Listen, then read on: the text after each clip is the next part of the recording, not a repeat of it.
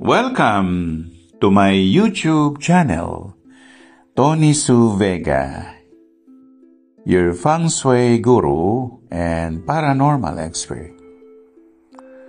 Horoscope, Libra, September 23 to October 22. Tuesday, October 10, 2023. Love aspect.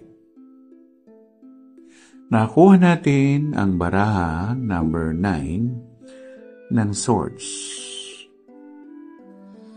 Ang sabihin nito, mayroon kayong dapat iayos o pag-usapan ng iyong partner, ng iyong asawa, dahil kung hindi, mauuwi iyan sa hiwalayan. Ang bottom line lang ay magpaliwanagan o huwag magpataasan ng ere. Magkasundo. Magbigay ng tamang kuro-kuro o opinyon sa mga nagaganap sa buhay-buhay ninyo. Career.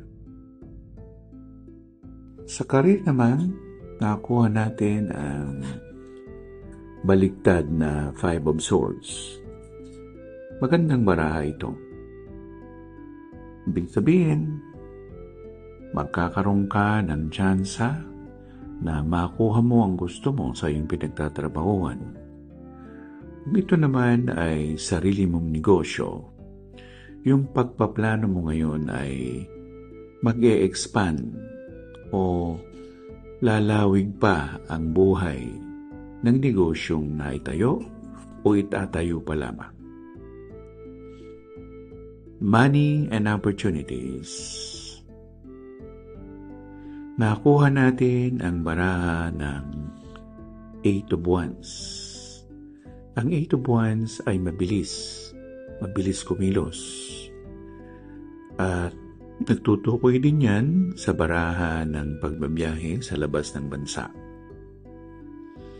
Kung gayon, pag sinabing money and opportunities, meron kayong mga transaksyon, tsansa na darating o magmumula sa ibang bansa at iyon ay magiging pera o sakasakali. O magtatayo ang mga taga-ibang bansa dito ng negosyo at kayo rin ay makikinabang. Life coach. Sa life coach, nakita natin ang barahang Three of Coins or Pentacles. Ang life coach, ang ibig sabihin ay pagkakaisa, pagtutulungan, kooperasyon, pagsasabi ng mga nalalaman sa buhay-buhay, sa lahat ng aspeto ng buhay. So kung bibigyan natin ng pakahulugan ito sa life coach ay 3 heads is better than 1 head. Mas maraming tao, mas maraming opinyon, o mas maraming kuro-kuro, pagpupunta yan o darating tayo sa tamang pagkakaayos ng mga bagay-bagay.